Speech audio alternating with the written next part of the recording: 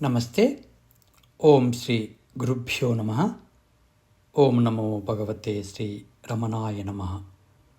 ఉపదేశసారం, భక్తి యోగ సారం, 5వ సూత్రం. జగత ఈషదీయుక్త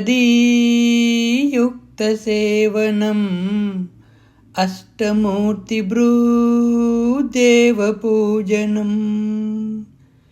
జగత ఈషదీయుక్త సేవనం అష్టమూర్తి భ్రూదేవ పూజనం.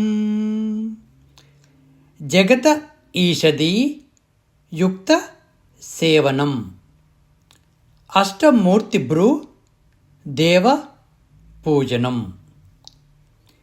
ఈషదీయుక్త ఈశ్వర స్వరూపంగా భావించి, జగత సేవనం జగత్తును సేవించడం, అష్టమూర్తి భృత్ 8 రూపాలను ధరించిన, దేవపూజనం విరాట్ పురుషుణ్ణి పూజించడమే అవుతుంది.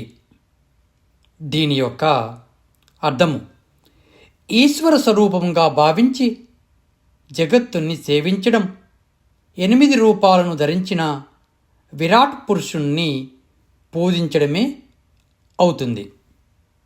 ఇక అష్టమూర్తి అంటే ఏమిటి?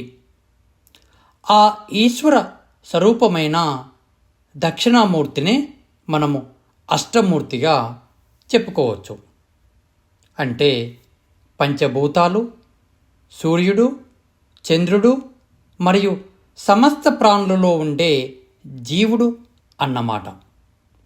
ఈ 8 రూపాలతోటే ఈ మహావిశ్వం ఏర్పడింది.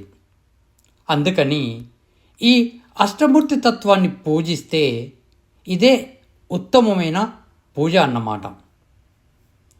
అంటే ఉత్తమమైన పూజ ఏమిటో ఈ సూత్రం ద్వారా తెలుసుకున్నాం. ఇక ఉత్తమమైన జపం ఏమిటో మనము నెక్స్ట్ సూత్రం ద్వారా తెలుసుకుందాం. Thank you.